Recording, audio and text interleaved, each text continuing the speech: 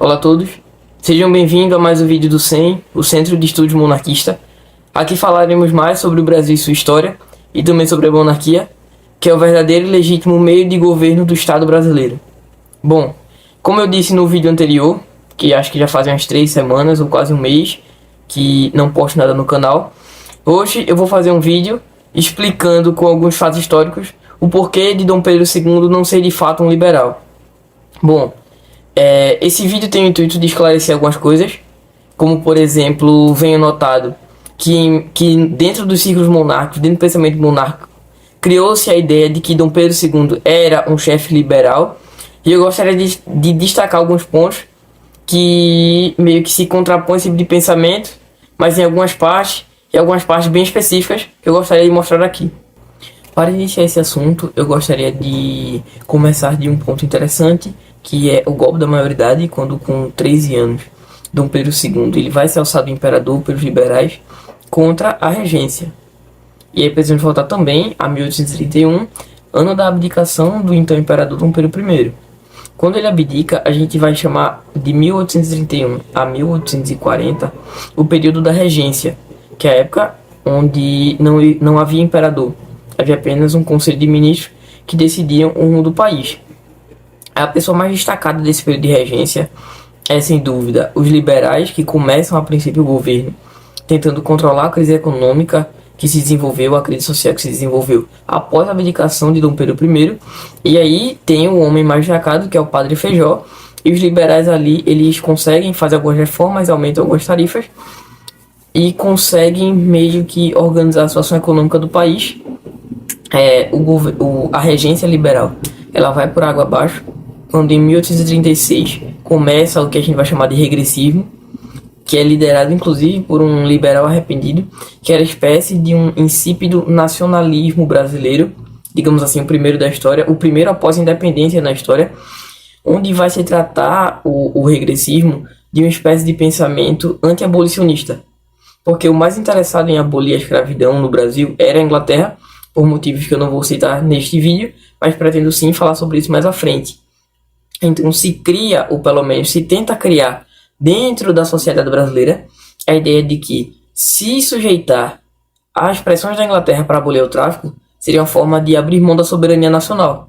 Então o regressismo ele vai ganhar força no seio social, ele vai ganhar força dos traficantes e dos fazendeiros, e a regência liberal ela vai começar a entrar em declínio. E é justamente essa espécie de nacionalismo escravista que vai varrer o Conselho Liberal, o pensamento liberal da regência, e de 1836, liderados por Bernardo Pereira de Vasconcelos, os regressistas eles vão tomar conta do cenário nacional. E quase como numa espécie de vingança mortal, os liberais eles vão criar dentro da sociedade o pensamento de que existe um problema dentro da regência. E aí eles fazem toda uma pressão, toda uma propaganda para antecipar a posse do imperador, na esperança de, quem sabe, voltar ao poder. E aí, lá em 1840, no finalzinho do ano, a gente tem o que a gente conhece como hoje o golpe da maioridade, quando com 13, 14 anos o Dom Pedro ele é alçado imperador, e aí contra a vontade dos regressistas, que inicialmente foram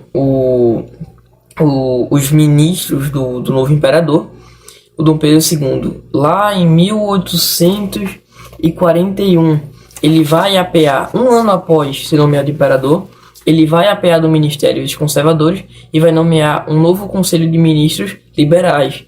E a gente tem essa parte da briga partidária. E é sobre isso também que eu gostaria de frisar, é que apesar de ter crescido num ambiente completamente dominado ainda por uma elite escravista, inclusive tu vai ter ali como tutor dele José Bonifácio, então talvez ele sofra um pouquinho de influência liberal. O Dom Pedro II, quando se fala de questões éticas, morais, de trabalho, de sociedade, ele pode ser sim considerado um cara liberal, mas com muitas ressalvas. E é impressionante que ele seja tão liberal para a época dele, que ele cresce justamente até o momento do golpe da maioridade, cercado da elite conservadora, ruralista, escravista e tal. E é justamente quando ele é nomeado imperador com 14 anos, que ele pega essa mesma galera que passou a vida toda meio que influenciando ele ainda criança na construção do pensamento dele, ele tira do ministério e nomeia os liberais. Então, para uma galera, isso foi muita surpresa, mas muita surpresa mesmo. Inclusive, um dos ministros da época era o Marquês de Abrantes, que era um consultor econômico dele desde a época de infância. Então, o Dom Pedro II, ele cresceu. É importante que se tenha isso na memória, de que para a época dele, ele é sim a gente pode considerar ele um líder liberal na questão de sociedade, muito em virtude do contexto difícil escravista que ele cresceu. E só aí é que podemos considerá-lo verdadeiramente um líder liberal, só na questão social. Inclusive, na nossa política de hoje, a gente viu muito desse dualismo. O lema do bolsonarismo e tal, conservadores nos costumes, liberal na economia, a gente viu muito disso. E de certa forma a gente pode encontrar um traço disso dentro da forma de governo, do estilo de pensamento do Dom Pedro II. Porque já em 1844, quando os liberais sobem ao poder, que cai uma tarifa lá da época da independência feita pelo Dom Pedro I, como se fosse um pagamento aos ingleses, além de todos os que eu falei anteriormente. Inclusive eu falei sobre isso também, de estabelecer uma taxa fixa na alfândega de 15%. Isso limitava e trazia um prejuízo muito grande ao governo, porque ele não podia aumentar as taxas em tempo de crise, e foi justamente após 15 anos que essa taxa caiu, e foi aprovado no período da regência uma lei que dizia que o Brasil não acataria mais leis internacionais sem ser aprovadas pelo parlamento. E é justamente em 1844 que ocorre um aumento na alfândega de imposto nos produtos ingleses de 15% para 30%. Ou seja, o Dom Pedro II ele dobra a taxa de imposto na alfândega, chegando, por incrível que pareça, a 150%, chegando alguns produtos a 60% na alfândega. Então, a gente vê aí que ele monta assim uma espécie de estado mais cooptador. Então ele vai na alfândega e taxa realmente os produtos ingleses como todos os outros. E é em virtude disso que o Brasil, nesse período, inclusive nesse início de período de regência, ele vai ter uma crescente no número de impostos arrecadados. E aqui eu vou citar alguns dados da arrecadação do governo imperial da época, que vou ler um trechinho. A receita, que dependia muito do desempenho da alfândega, saltou de 15,4 mil contos em 1843 para 24,8 mil contos em 1845, com um aumento de 61%. Então você percebe que há no início do período de regência do Pedro II, e essa é uma característica que vai ser levada a cabo até o fim do Império, e só acaba na época do governo republicano, que é de um tempo de prosperidade apesar das crises. O governo brasileiro ele só vai encontrar de fato um alicerce firme economicamente no período da regência, inclusive no início, que foi quando houve as maiores arrecadações. Inclusive, pela primeira vez, o governo brasileiro ele vai ter um superávit no orçamento nacional do respectivo ano, que eu não me recordo agora. Aí a gente pula para 1848, onde o Dom Pedro, lembrando que o Brasil ainda não pode ser considerado, até 1850, verdadeiramente uma monarquia parlamentarista. Então, em 1848, o Dom Pedro II tira os liberais, que antes tinha colocado 4 anos antes, do poder, e agora coloca um novo Ministério Conservador, que inclusive esse Ministério Conservador ele é responsável por promulgar a lei Eusébio de Queiroz, que determinou o fim do tráfico oficialmente pelo governo brasileiro. Inclusive, essa é uma das características, se eu não me engano, foi num livro do Caio Prado Júnior, que ele fala que o panorama do Império era os liberais que fazem todo o trabalho e quem promulgam as leis de desenvolvimento são os conservadores. Se eu não me recordo, é o próprio Caio Prado Júnior, mas ele dá esse panorama do Império que é muito interessante se observar. Os liberais geralmente são escolhidos para meio que formar uma base sólida, e os conservadores servem para fazer todo aquele cenário de modificação na economia ou na sociedade com calma e com cautela, típico dos conservadores. Então, tu tem toda essa parte. O Dom Pedro II ele pode ser considerado um complexo e não é fácil defini-lo politicamente. Eu vou dizer que essa é uma das magias da monarquia, é que na república tu pode pegar o Bolsonaro e jogar ele na classificação de partidos. Então o Bolsonaro ele é de direita. Tu pode pegar o Lula e colocar na ala dos partidos o Lula de esquerda. No Império não. O imperador, ele é meio que deslocado dessa luta partidária, apesar, é claro, de ter essas afinidades como o Dom Pedro tinha com o Partido Conservador, e é isso que a gente vai ver um pouquinho mais à frente. O imperador, a imagem do imperador, ela é deslocada dessa luta partidária. Então tu tem todo um benefício de um imperador que tem sua majestade, tem sua autoridade, sem depender nada de ninguém e sem ter, obviamente, uma preferência estampada de quem ele quer que esteja à frente do poder. E agora que a gente sai um pouquinho desse lado mais social da coisa do Dom Pedro II, que a gente pode sim considerar ele um liberal na perspectiva do pensamento, e a gente vai para o plano econômico. Porque o Dom Pedro II, ele acreditava, respeitava e defendia a iniciativa privada, mas não como motor de um país. Ele vai deixar muito claro, inclusive eu vou pegar a referência no livro, para quem quiser ler ou quem quiser pesquisar, Mauá, Empresário do Império, de Jorge Caldeira. Tá meio desgastado, mas ainda assim é um livro muito bom. Talvez sem dúvida foi o maior livro que eu li esse ano e eu demorei bastante, mas são conhecimentos muito valiosos que eu indico para todo mundo que quiser saber um pouquinho mais sobre o panorama econômico do Império. Bom, o Dom Pedro II ele não cria no poder privado como motor da economia.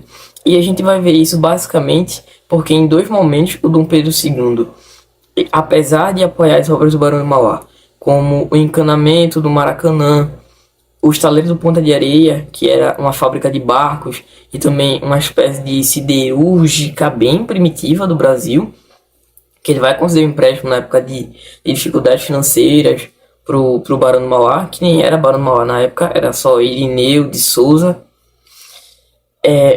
Nós temos aí uma grande perspectiva de como funcionava o pensamento de Dom Pedro, porque em dois momentos principais, liderados pelo Visconde Taboré, que inclusive o Barão de Mauá vai chamar de seu amigo, mas na história ele foi um grande carrasco das ideias do Barão de Mauá, que ele tira dois bancos privados e meio que de maneira autocrática ou não, porque teve aprovação dentro do parlamento, ele pega esses bancos privados, nacionaliza como um só, que é o nosso segundo Banco do Brasil, que o primeiro faliu lá quando o Dom João VI ele volta para Portugal e tira todo o dinheiro do banco, e ele vai à falência e tal.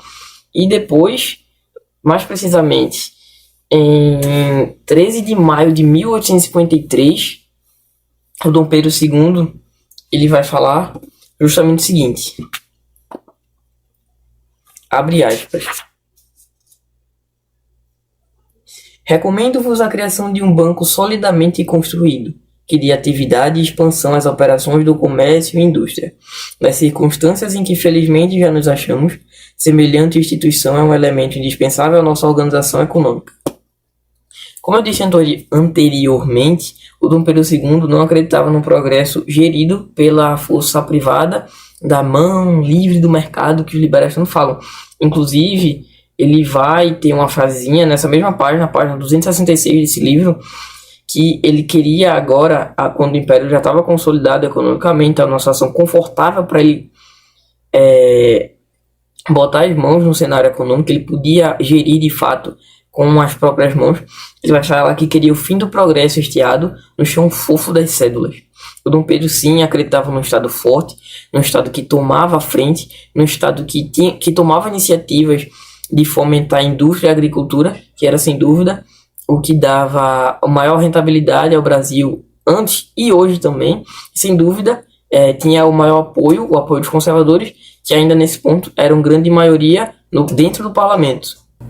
Para complementar e explicitar melhor a filosofia econômica que compunha o pensamento de Dom Pedro, eu gostaria de retirar alguns trechinhos do livro e citá-los aqui para que fique mais esclarecido e que se fixe melhor como funcionava basicamente o pensamento econômico do Dom Pedro. Entre os amores reais não estava a doutrina da economia nem a ciência aplicada que tanto fascinavam Mauá. Para Dom Pedro II, tudo o que Mauá pregava com afinco era coisa menor. Defrontado com alguma aplicação comercial de qualquer objeto da ciência pura, sempre reagia com certa suspeição. E se alguém lhe dissesse que aquela máquina iria mudar a face do mundo, tirava da algibeira um de seus bordões favoritos. É preciso antes mudar os espíritos. Seguia seus elevados princípios com o mesmo rigor de Mauá, e nesse superior desinteresse havia não apenas ingenuidade, mas também um sólido método de comando.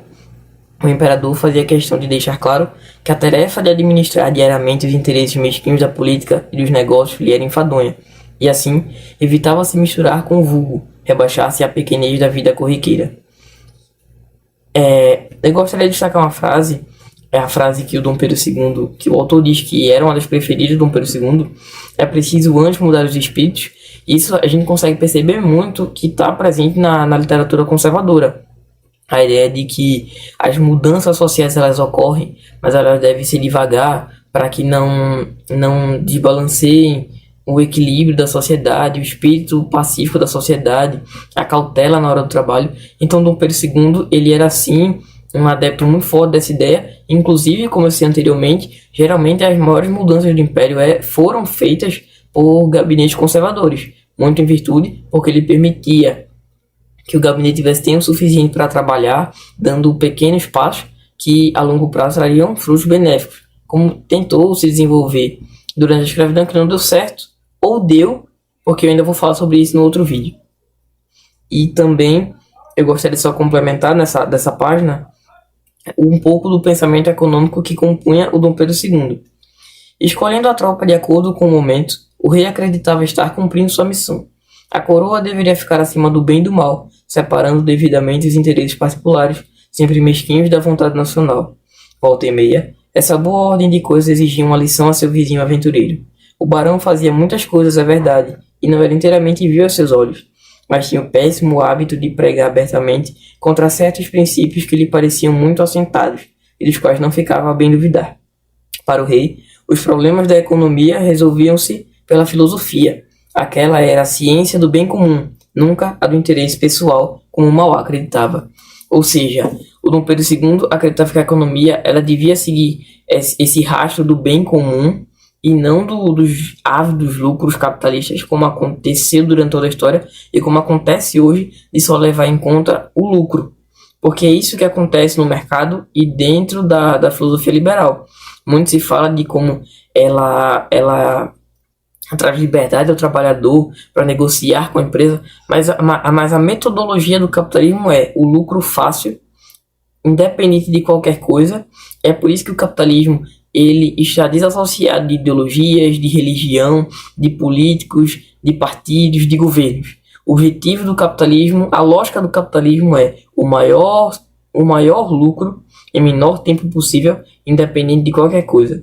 E é isso que a gente viu na Revolução Industrial, quando ele pega a especialidade dos trabalhadores do feudalismo, o ferreiro, o agricultor, o carpinteiro, e joga eles dentro das fábricas sem nenhum pudor, sem nenhum decoro, sem nenhum sentimento, sem nenhuma espécie de moralismo, de ética, e joga eles, condenando eles a ser meros operários, como Marx vai falar, apêndices da máquina.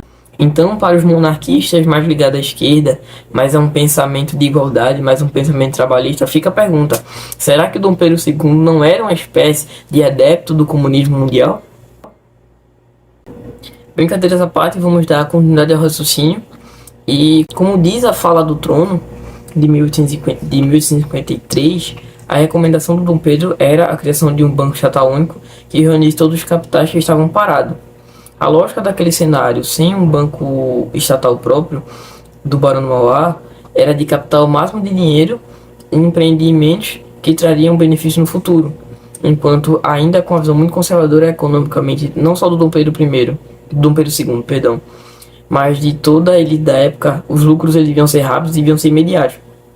E a única fonte de lucro rápido e imediato que traria riqueza ao Estado, para o Estado desenvolver a nação, era a agricultura e a pecuária, no máximo uma indústria incipiente, como a Ponta de Areia, que o Dom Pedro II não se negou a conceder empréstimo, quando o Barão do Mauá se encontrou em maus lençóis e em dificuldades financeiras. Mas essa era a recomendação do Dom Pedro, e assim foi feito, porque é justamente o Visconde Itaboraí, já como líder do governo imperial, ele vai fazer esse discurso no Senado. A concorrência entre bancos, senhores, tem sido a causa principal de quase todas as crises comerciais. É a porfia em que cada um luta para fazer mais negócios, aliciar mais fregueses, por dar maiores dividendos a seus acionistas e que de ordinário ocasiona a facilidade de se descontentar em títulos sem as necessárias garantias, que faz baixar demasiadamente os juros, que excita empresas aleatórias, que faz desaparecer do mercado os capitais disponíveis reais para substituir por capitais fictícios ou de imigração ou de imaginação. É a rivalidade entre os bancos que concorre poderosamente para produzir as quebras, a ruína, o desespero das famílias quando chega o dia em que esta fantasmagórica desaparece.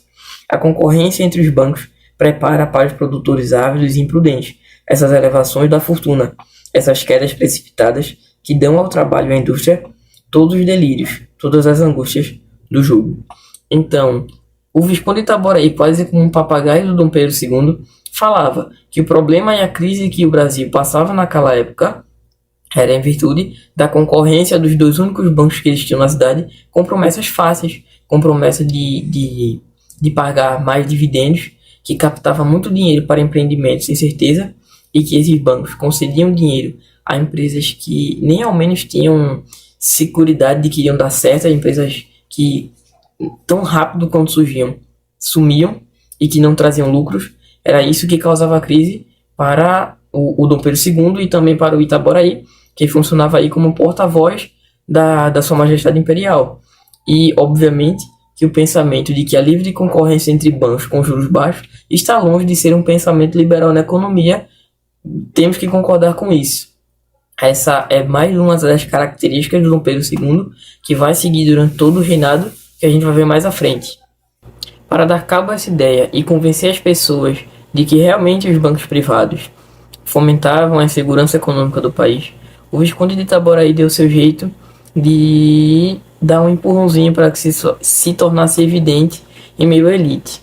Após esse seu discurso na Câmara, falando como os bancos privados fomentavam a insegurança econômica, muitas pessoas retiraram seu dinheiro dos bancos, causando uma fuga de capital desses bancos, onde aí ele pôde apontar de que os bancos privados não eram seguros também por causa dessa fuga repentina de capital que podia levar grandes empreendimentos para o buraco, para a falência total. E aí os bancos foram obrigados a impedir empréstimos novos e também os juros dobraram de 4% em poucas horas. Então, os juros mais que dobraram, isso fez com que causasse a impressão dentro do mercado que realmente o Banco Nacional seria a melhor opção e de que os bancos privados eram seguros demais para gerirem o desenvolvimento do país.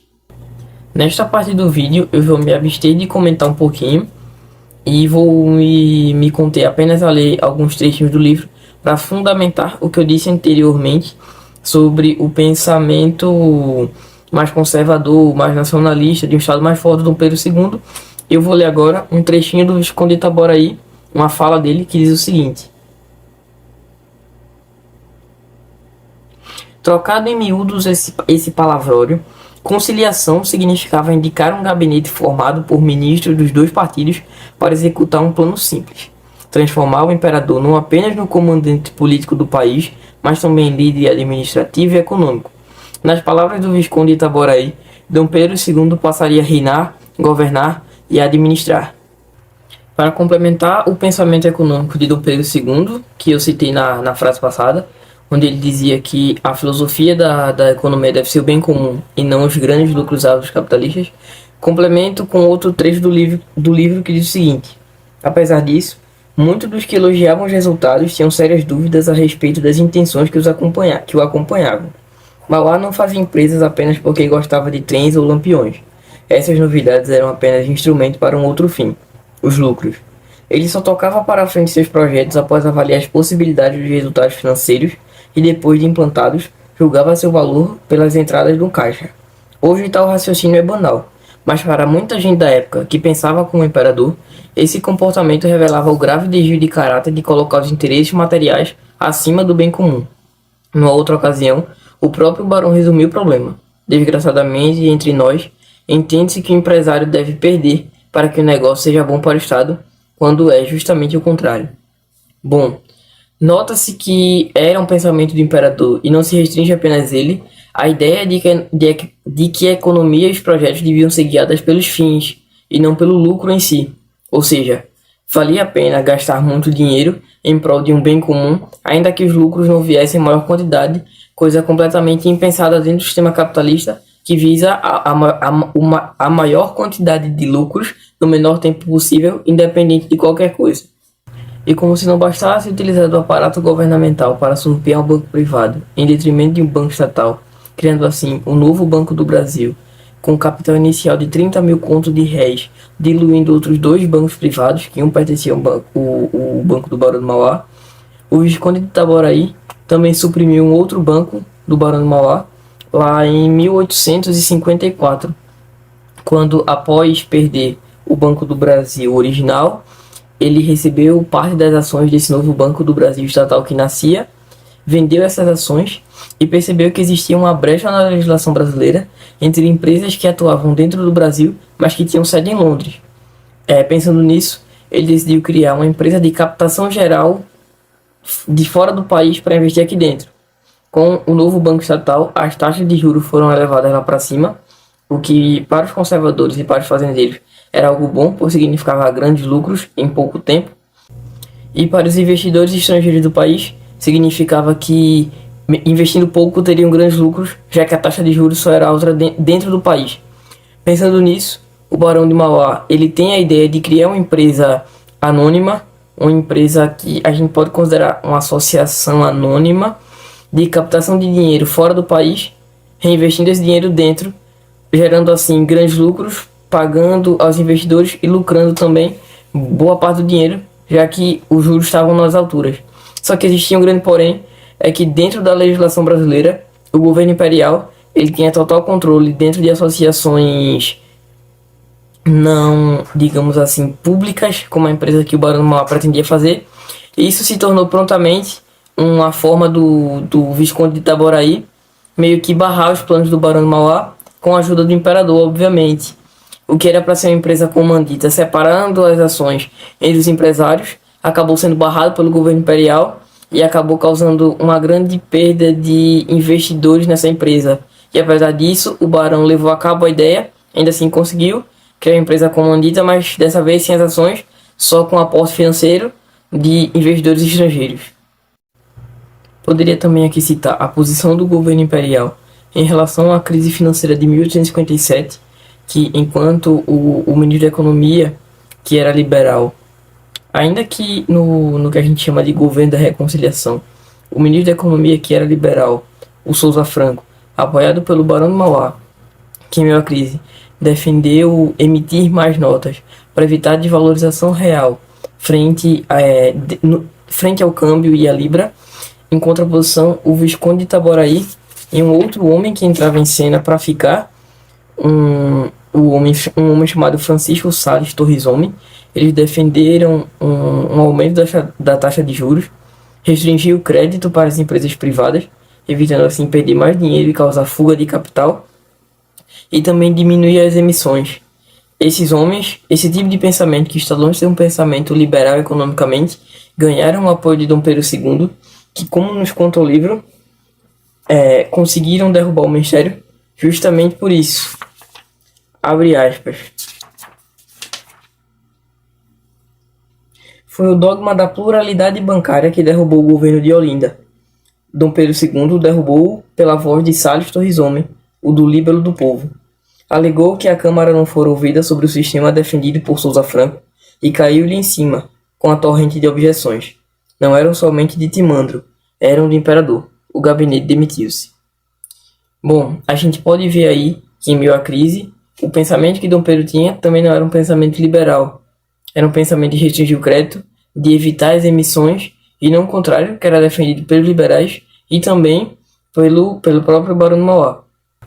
Outro caso bem emblemático do conservadorismo de Dom Pedro, né, nessa questão econômica data de 1845, 1850, quando os Estados Unidos da América, o que muita gente não sabe, é que aí que começa a interferência dentro da Amazônia brasileira. Eles advogaram de que o rio Amazonas seria um braço do rio Mississippi que cruzava toda a América. Isso significava que eles tinham direito de navegar pelo rio Amazonas, inclusive porque lá tinham alguns chás, algumas espécies de plantas que interessavam ao desenvolvimento americano, e logo se criou no cenário internacional toda uma imagem de que o rio Amazonas ele era de direito internacional e de que os Estados Unidos estavam procurando homens dispostos a navegarem no Amazonas nesses interesses comerciais, nesses interesses estatais deles. E aí que o Dom Pedro II pede ao Visconde do Uruguai que negocie com o Barão de Mauá a criação de uma empresa de navegação lá no rio Amazonas. E aí que ele vai dividir em duas partes. A parte norte do Brasil separa o norte e o nordeste, e daí também vem o Grão-Pará. Então agora teria o norte e o Grão-Pará. E o Barão de Mauá ele vai acatar lá em 1853 o pedido do Visconde do Uruguai. Ele já tinha a Ponta de Areia, que era uma empresa que fabricava barcos, era uma siderúrgica, ele fazia tanto barcos à vela como barcos a motores. Inclusive os primeiros barcos a motores do Brasil são evidentemente fabricados aqui dentro, são da empresa do Barão de Mauá, a Ponta de Areia. E nessa tentativa de intervir no rio Amazonas e se apropriar dele, o Brasil ele acaba ficando numa situação delicada, porque os Estados Unidos já tinha negociado com os outros países que fazem fronteira ali, a Venezuela, o Peru, o Equador e a Bolívia, e também, anos antes, o Brasil tinha advertido internacionalmente a Argentina por privar a passagem do Rio da Prata, e agora ele se deparava privando a passagem do rio Amazonas para os outros países, e aí ficou numa situação delicada para se defender. Mesmo assim, o Dom Pedro II, indo contra a lógica de abrir as fronteiras econômicas do país em busca do desenvolvimento geral, ele vai lá, incentiva o Barão de Mauá a criar uma empresa de transporte marítimo no Amazonas, povoa aquela região para impedir a navegação norte-americana, e daí também garante a soberania nacional. E se hoje o Brasil ainda pode se considerar dono da Amazônia, coisa que nós vemos perdendo muito hoje na República, em virtude de governos entreguistas, ela não aconteceu antes, muito em virtude da posição firme e forte do Dom Pedro II de falar que não haveria navegação internacional no Amazonas. E um outro ponto que eu gostaria de falar é sobre a questão Christie, mas não diretamente sobre ela. Tem a ver com ela, mas não é sobre a questão Christie de fato. Christie, que era o embaixador da Inglaterra aqui no Brasil, ele foi nomeado embaixador em 1858, 59, se não me falha a memória.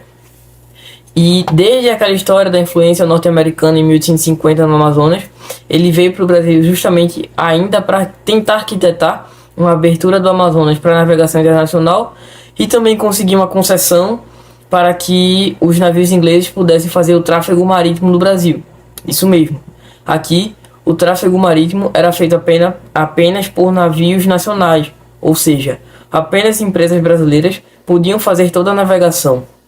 E ele trouxe essa proposta para o governo, pediu essa concessão, que foi negado prontamente pelo imperador. Pois é, o Dom Pedro I, como a gente pode ver por essas atitudes, ainda que esparsas, pois eu não detalhei muito as ações, embora pense em fazer alguns vídeos mais detalhados sobre tanto a questão Christie como a influência internacional dentro do Amazonas, que como a gente viu, é bem mais antiga, data de 1850 mais ou menos, e vem se concluindo hoje, porque o Brasil cada vez mais vai perdendo a sua soberania e a sua autonomia dentro do seu próprio território para forças internacionais. E o Dom Pedro ele negou essa proposta de navegação inglesa dentro do país, e essa questão do Brasil de que apenas navios nacionais podem fazer o tráfego, ela só vai acabar na regência, no governo liberal do Visconde do Rio Branco, contra a vontade do Dom Pedro II. Então podemos ver aí uma posição também conservadora e nacionalista do Dom Pedro quanto à navegação internacional, não só no Amazonas, mas também sobre o transporte de passageiros e de mercadorias com navios internacionais, onde ele vai lá e veta a concessão para os navios ingleses navegarem no Brasil, uma posição claramente mais nacionalista, de um cara que defende um Estado mais forte, a autonomia, e prioriza empresas nacionais ao invés de empresas estrangeiras.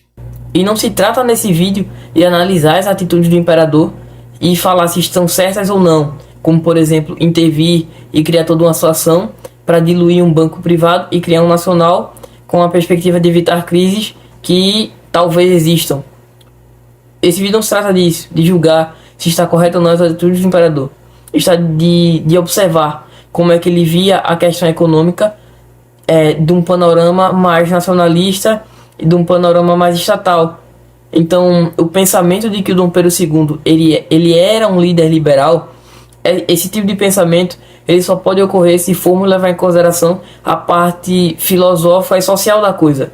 Porque economicamente falando, o Dom Pedro II ele era dotado do sentimento de justiça social, que a gente viu isso muito no trabalhismo varguista, quando ele diz que a economia ela deve ser guiada pela filosofia do bem comum e não da dos grandes lucros, que a gente vê muito no capitalismo. Também a influência contra bancos privados, que ele acreditava não constituírem alicerce para um bom desenvolvimento. O bom desenvolvimento ele deveria vir do governo, ele devia ser a indústria devia ser fruto do incentivo governamental e não do incentivo privado, apesar de que ele também sabia da importância que tinha a iniciativa privada, mas sabia que ela não podia ser a locomotiva do país. Eu particularmente acredito sim que o imperador acerta nessas questões. Eu tenho uma visão muito menos liberal econômica das coisas e acredito que, mais uma vez acertadamente, o Dom Pedro, na perspectiva econômica, apesar dos pesares, ele foi sim acertado essas atitudes, e não, o Dom Pedro II, ele não era um homem liberal economicamente falando, muito pelo contrário, ele era um estatizador, ele era um nacionalista, e, pelo menos na minha humilde opinião, isso é virtuoso. E eu pretendo até falar sobre isso no futuro, que é a capacidade de discordar das opiniões do imperador e ainda assim continuar monarquista. Eu gostaria de fazer esse vídeo porque é referente a mim, sobre algumas opiniões do nosso imperador Dom Bertrand, que eu particularmente discordo, e porque eu continuo sendo monarquista, apesar de discordâncias tão graves. Bom, esse vídeo ficou meio perdido, eu tô terminando de gravar ele de 1h da madrugada, então foi algo meio feito às pressas, eu confesso, falta planejamento de minha parte. Eu também esqueci de separar os textos, então eu tive que ler boa parte de novo para ver onde estavam e buscar no sumário para ver se eu achava. Inclusive, eu acho que eu não peguei todas as notas. O vídeo ficou meio bagunçado, mas eu espero que tenha ficado bom. E também espero que não tenha ficado tão longo, apesar que vai dar uns 25 minutos, no máximo 30. E como prometido na resenha do grupo, eu gostaria de mandar um grande beijo para Gabriel Nogueira e também para J Delas, ok? E também um abraço para Cláudio, que é um grande professor de história meu. Pediram no grupo para mandar um beijo, um abraço para ele, então tá aí um abraço para os meus fãs que não assistem nenhum vídeo meu, tá certo? Até a próxima, tchau.